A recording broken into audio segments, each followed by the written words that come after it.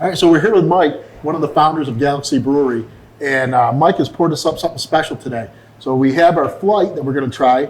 First thing I want to point out to everyone, if you look at the flight tray, Mike, you handmade that, didn't you? I did.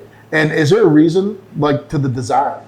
Yes. The design is essentially, I prefer to give beers in these snifter type glasses. And the reason is because you get an enhanced taste from a glass that concentrates the aroma and allows you to really see the beer and enjoy it. The smaller glasses tend to be, you do not get to enjoy the beer the way you do in a snifter. That's a great point. So let's walk through what we're going to try here. So what's this first beer we're going to try? Okay, the first beer is called Galactic Lawnmower. It's our version of a light beer. It's significantly different from from Coors Light. On the other hand, it is a light beer. It's very, very similar, but you're going to get a much more intense taste and a much better aroma from the beer and mouthfeel that you will not get from any of the commercial light beers. So this would be something like, so I've never been in the craft beer world before, and I've come in and I'm trying to try it. So is this where you would start? Yes, that's one way to do it. The other way is, I say it's named Lawnmower for a reason. The reason it's named Lawnmower is that if it's a summer day and you've been out mowing the grass and you want something light, refreshing, that tastes good, that's your beer. All right, so we're going to try it now. Well, this is the Lawnmower. Slide her out here. Nice and clear. You can see the aeration, all the bubbles coming up on it. Great aroma.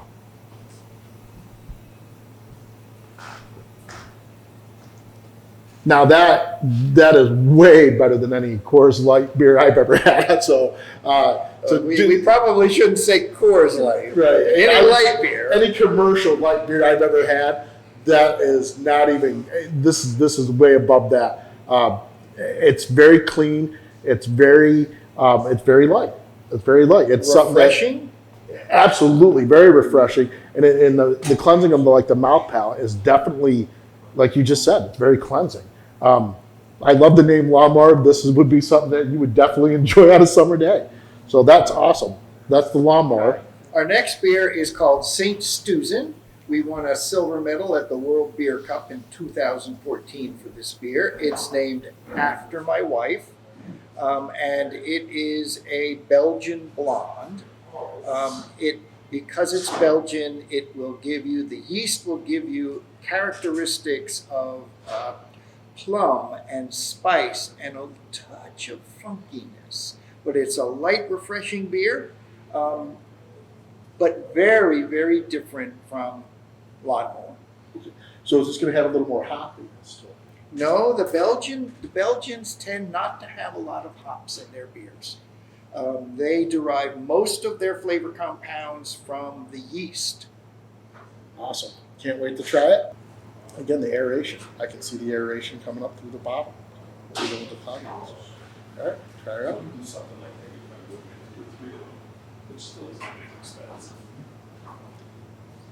Now that has a great aroma to it.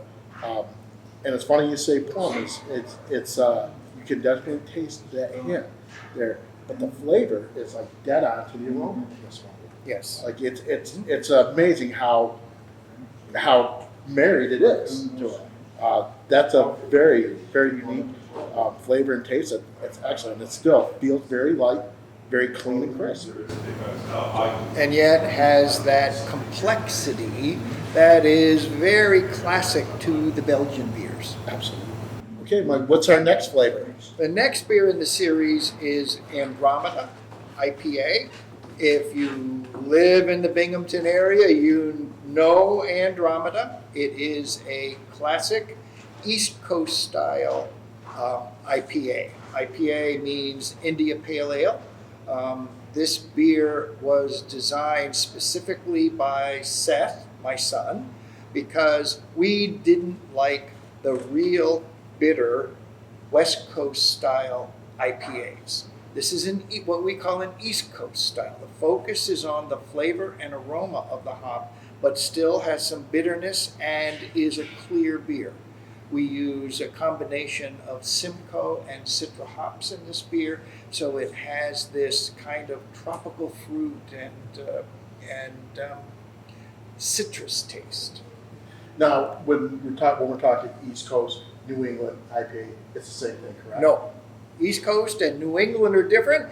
That one comes next, and we'll get to you in just a minute. Ah, see that? So when you're looking at your different IPAs, it's not only just New England and West Coast. So that's a really great point when you're looking at a beer menu to understand the difference of the IPAs. So let's try this East Coast style. So again, you can see the aeration definitely coming through it. Very clear. See right through it. It looks light. It looks light. It definitely has that citric smell. There's no question that has that classic smell to it.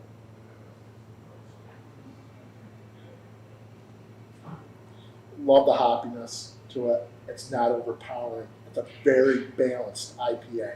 That's my opinion on that. That's a very balanced IPA. That's the goal. The goal, when people come in, many people still turn around and look at me and say, yes, but I don't like IPAs because they're too hoppy. So I look at them and say, define hoppy. What do you mean by hoppy? And they invariably mean bitter. And so I give them this beer without telling them what the name is, and they go, oh, I really like that beer. That's good. I said, that's an IPA. Okay, Mike, so now you brought us to the dark side of the flight. That's right, Luke. So tell me about these three beers and what we're about to experience. Okay, the first is our summertime stout called Clax. We won a gold medal at the last Tap New York for Clax. Clax is a lime stout. What you're going to taste, the nose is going to be lime. The tip of your tongue is going to be lime. Then you're going to get almost a cola-like taste in the middle of your tongue. And at the back, you're going to go, oh, there's the stout. This is the only stout I have ever tasted that I would call refreshing. It's why it's our summertime stout. I'm not going to lie, you had me at lime. I'm a huge lime guy, so I'm now excited. I'm now super excited. I can't wait to try this. Again, this is called Clax. Clax is the Latin word for lime. Oh, wow. You smell that lime right off the get-go. That is, I'm excited.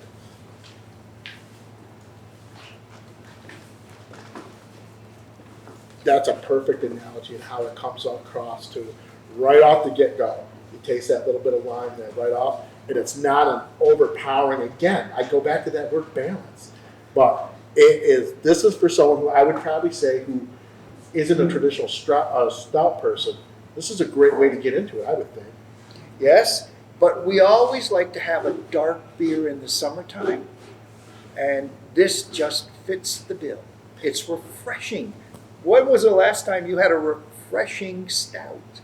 We might have to call this some different type of lawnmower, like the Clax lawnmower, just to, brand it in with that summer beer, because this is not a heavy beer at all. No. Not at all. Okay, Mike, what's our next beer? Our next beer is called Abnecue. There's a whole story to this beer. It is a coffee stout, and the name of it is almost, but not quite, entirely unlike coffee stout. Our tradition had been, if a brewer comes up with a great recipe and we're going to use it, we're going to sell it to the public, we let the brewer name the beer until this one. Almost, but not quite, entirely unlike coffee stout does not fit on a label. And so I now have veto power over these. This is a beer that is coffee and chocolate and vanilla. It is a true stout, so it's going to have a big mouthfeel. It's going to be a real traditional imperial stout. Okay, can't wait to try it. So the Imperial Stout, traditional dark, nice foam on it, really nice texture to it. Oh, the aroma is very coffee. You really smell a coffee aroma on this one.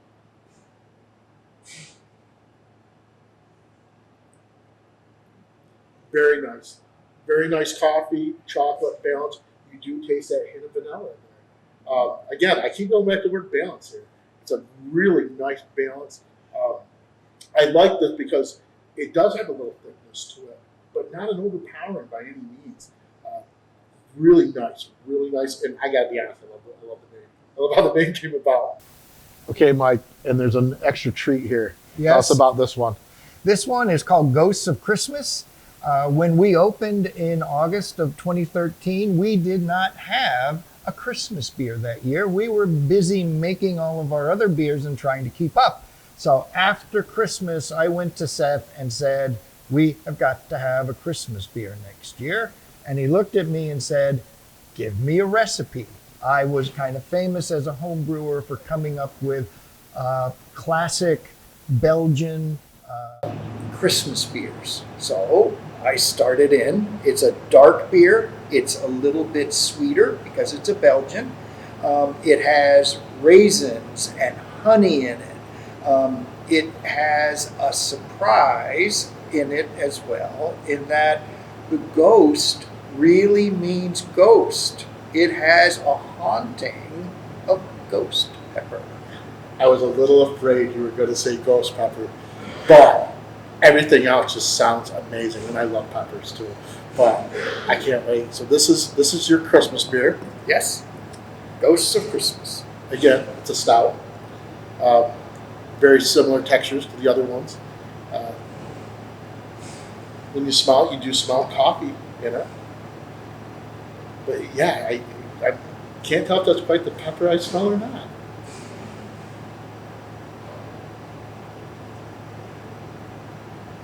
That's very, very good.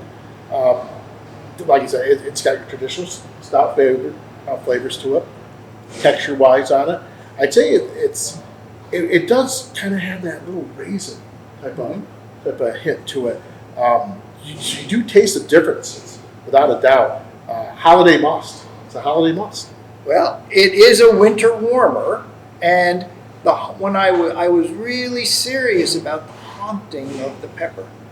When you taste this beer, it does not slap you in the face with ghost pepper. It's a little haunting at the back end of your tongue. And some people turn around and say, oh, where's the ghost? Oh, there it is. I don't want it to be dominating in the beer. I just want it to be haunting. And that's a great way to describe it, because you like, when you do taste it, you don't taste that pepper up front, but the minute you pull it away, you do. You get it, and it's like you said, it's a very subtle back of the tongue type of feel. Great flood selection.